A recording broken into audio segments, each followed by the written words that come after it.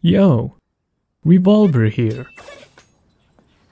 And welcome to the 35th episode of the Ayaka progression series. Last episode, I've already stated that I'm not going to do much, besides doing the daily tasks and using up resin. Until this Saturday, and by this point, if everything worked out, you might have seen the stream, and how I got the Missive Spring Bloom for Ayaka. As a result, I'm no longer free to play anymore.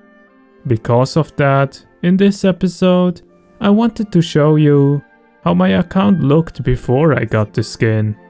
It's not like anything is gonna change. I just got the skin and that's it.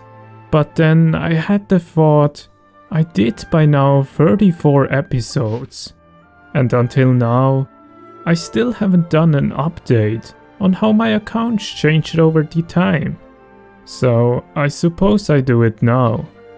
And for some free-to-play players, it's a big deal when someone spends money on the game. I personally don't care that much about my free-to-play status, but I can see why it's so important to some people. I guess this is my account for the last time before I'm not free to play anymore. So I will quickly show you my account. I won't go too much into detail, I really only try to show you the points that are important for me at least. So first of all, when we look at the map, I guess, I personally don't care that much about the progression of, the exploration progression of the different regions, but it's honestly also kinda cool if they're not at 100%, because then I can still go back to the region to actually explore something, because otherwise you really don't have any reason to go back anymore to that region. So yeah, I guess that's fine, but I honestly kinda care about Inazuma because I guess most of my favorite characters come from Inazuma, and also I just like the region. Therefore I've already completed, Narukami was already a long time ago at 100%, but I kinda worked also on Kanazuka, Yashiori and Watatsumi. And I'm working on Sere, as you can see, it's at 99%. And I'm already on the quest, and I probably gonna be soon at 100%. I'm still working at Tsurumi Island and also at Enkonomiya, I guess.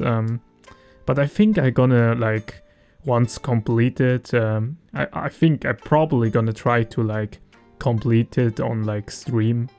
So yeah, I guess, look out for that one day. Then if we go to the weapons, as you can see, I don't level up every weapon. The weapons that I use on some of the characters, I'm not gonna level them up to 90. I don't feel the needs that they have to be at 90. I think for the weapons it's actually good if you level them up to 90, but I guess for some characters I just don't really care. So yeah, I don't have that many level 90 weapons, as you can see, but I leveled up the catch, I guess from the last video that I did. I don't think I had the catch at level 90, and I also leveled up the Katsura Gikiri Nagamasa to 90 for Sayu.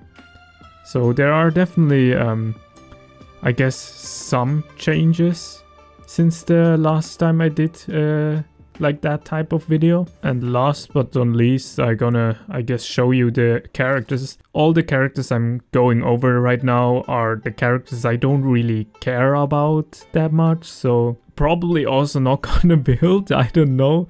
But at least I'm just gonna show you the constellations, just that you know how much I have, I guess. Here, Razor at 6 from the Ayaka pulls, Ningguang at 6 from the Ayaka, C6 from the Ayaka pulls, and we have Noelle, somehow got her to C2. Then I have Dialuk at C0, Jean at C6, C0. Honestly, I don't know. Maybe one day I'm probably gonna build those two. Then Lisa at C0, Chongyun at C6. Maybe one day I'm probably gonna build him.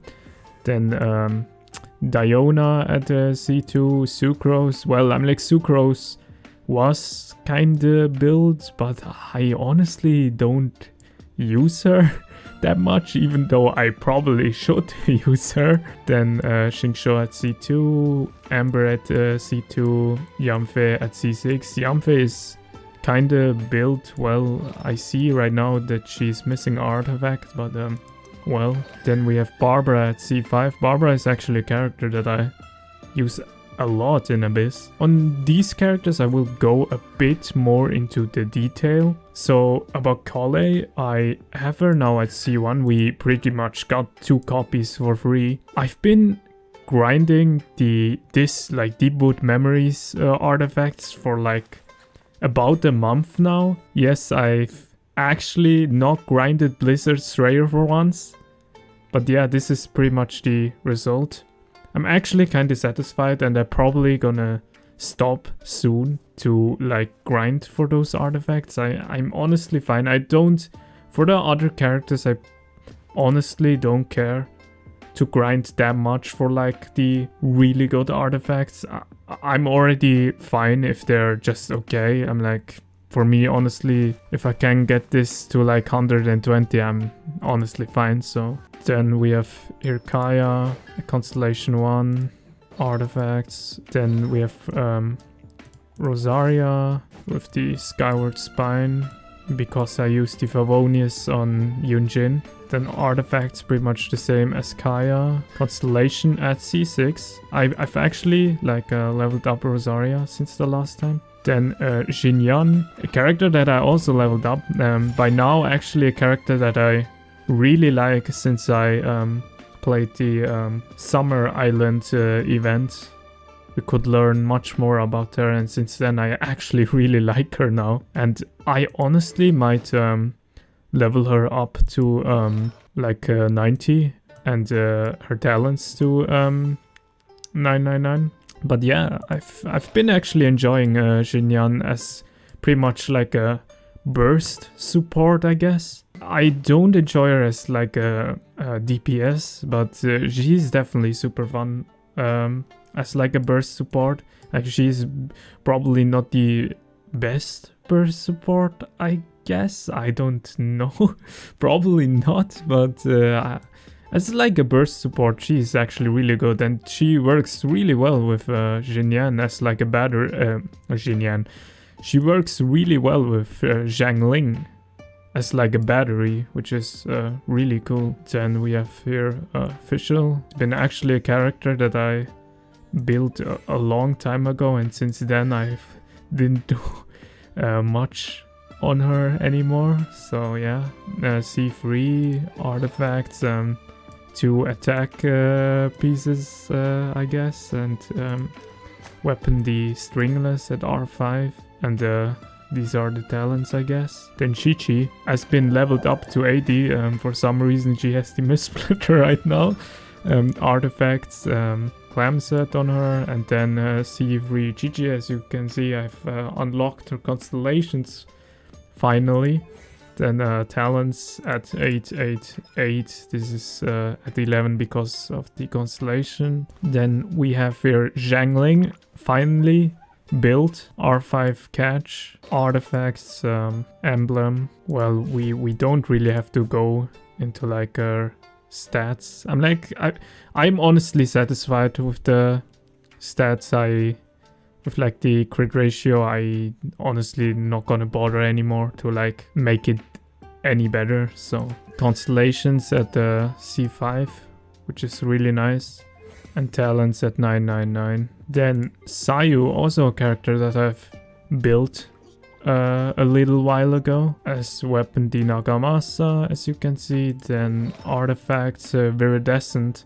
Well, you only care about the elemental mastery, so her stats are actually not like that good, honestly. Talents at 999, C6, and yeah, just a lot of elemental mastery. I think I probably could need a bit more energy recharge, but well, I'm also not a pro at knowing how much energy recharge you need on your characters, but I think that's about fine. I'm not sure though, so yeah. That's Sayu. Then we have here Ayato. Ayato actually didn't change at all, to be honest. I play actually the Mist Splitter a lot on Ayato because I still kind of prefer to play the Amenoma on Ayaka more than the Mist Splitter, just because of the looks. Unfortunately, I still don't have the weapon of Ayato, the Haran. I really began to like him as a character a lot, and because of that I also really want to get the Haran one day for him, but not right now. Because I played Chichi lately, I've put the Mist Splitter on her, so yeah. Ayato's artifacts really didn't change much since the last time. Unfortunately, I don't got any better ones. Constellations like C0 obviously, and talents at 999. This is like a character that I'm definitely gonna triple crown because I just love Ayato. He's such a cool guy. He's a very likable guy. I really like Ayato. He really grew on me. And these are about the stats. As I said, I think they didn't change much.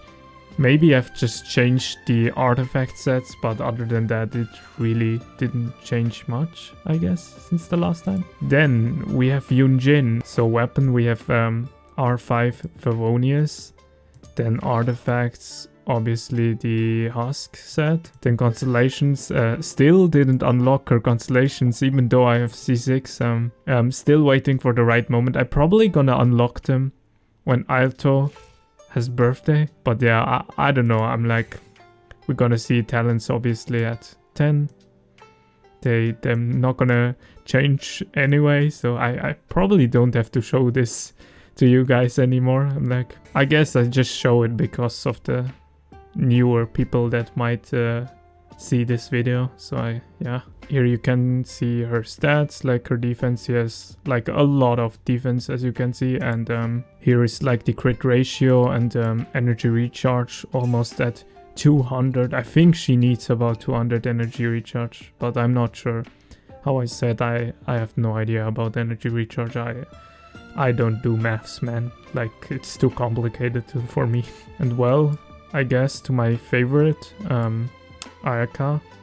So weapon, I've been using the Amenoma a lot on her lately. I can also show you later a build with the Mist Splitter, I guess. Well, you know what, let's put the Mist Splitter on her for right now. Then artifacts, obviously. Constellations, I have C5. I'm still waiting for her last con and then gonna unlock them all at once. Her talents triple crowned, obviously. Then when we go to the build, this is the build that I'm using on Ayaka currently, and I'm always kind of changing it up. I have so many variations that I like can play. I have like a high crit damage build, but the problem is then that I lose out on a lot of energy recharge. This build right now works for me at least the best. I think the energy recharge is about right. I think somewhere around 130 to 145. I think about that. If you play the Amenoma on her, I don't think you need that much energy recharge. You probably don't need even energy recharge on her if you play the Amenoma. But oh, I said I have no idea about energy recharge, and yeah, this I like the crit ratio right now like that, but I have also like a different build. I can pretty much show you that later. But first of all, I want to go over her artifacts one by one, just quickly. This is the flower, this is the bloom. I think this is the artifact that I got on Ayaka's birthday. This is probably the highest like crit damage like substat that I have on a Blizzard Strayer piece. Even though I probably have the record for farming Blizzard Strayer the longest time. which is kinda sad. My luck for the artifacts is about the same as for my pulls. So yeah, I'm pretty sure that this is also like the upgrade from Ayaka's birthday. Then we have here this cryo damage goblet. So I still play this circlet. I have actually a better circlet, which is on the placeholder right now, which is this one. This is actually a bit better, or even much better, I guess. But if you played the Ayaka story quest, you probably would know why I'm still running this circlet over the other one. I can like quickly show you the high crit damage build for Ayaka. So I have to like run this piece, I have to run this piece, and also this piece. And that is how Ayaka's build would kinda look like. With like this build, this is the highest amount of crit damage that I can reach. Yeah, the energy recharge is, I guess, a bit lower. But yeah, how I said, I have no idea how much energy recharge you need. I'm like, it also depends on the team, right? So if your team works fine, then you probably don't need that much energy recharge on Ayaka. So yeah. Yeah, this should conclude the update, I guess. I think from now on I will try to do an update episode once in a while. After all, it's called the Progression series. I also just wanted to say sorry for the lack of gameplay lately. From next week on, I try to include more gameplay again. I guess that was it for my F2P status.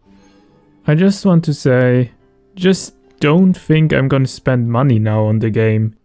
Maybe if Ayaka gets another skin, or one of my other favorites. But besides that, I'm not going to spend it on gambling.